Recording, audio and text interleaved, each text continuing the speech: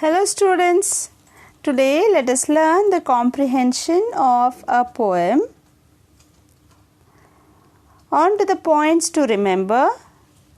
Kindly go through these instructions in order to make an effective comprehension. On to the poem here.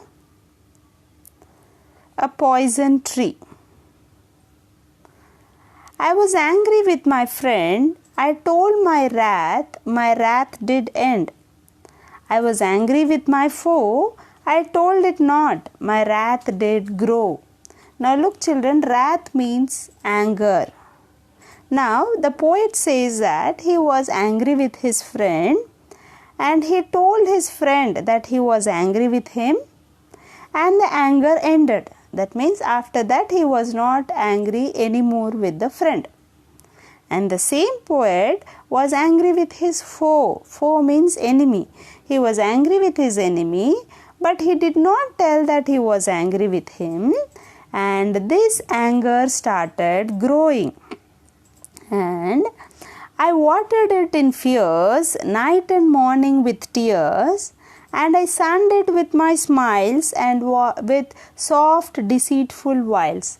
And now what he says is, he grew the anger. How he grew is, how we put a seed into the mud and we bury it and let it grow into a plant. The same way the poet put the anger and he started growing it, and how a plant needs water and sunlight to grow. For that, the same way, the poet poured his fears and tears as water and showed his smiles and wiles, his deceitful wiles as the sun.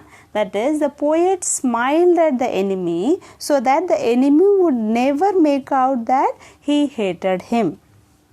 And it grew both day and night, and the plant grew day and night, till it bore an apple bright, and the plant grew into a tree, and in the tree came an apple, and it was very bright. And my foe beheld it shine, and my enemy looked at that apple, and the apple was shining, and he knew that it was mine, and my enemy knew that the apple belonged to me, and he did not want to ask me. And into my garden stole when the night had failed the pole. So in the night, when it was all dark, the enemy came into my garden and he stole the apple. And the apple was so bright and tempting that the enemy was deceived. He thought it was a good fruit. But we all know what that apple is. It's the fruit of anger and hatred. In the morning glad I see my foe outstretched beneath the tree.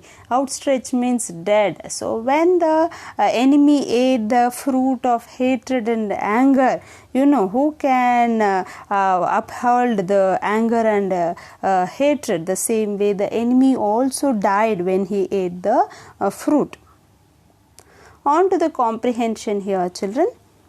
The poet's wrath towards his friend ended because probably he killed his friend, forgave his friend, lost his memory, befriended his enemy.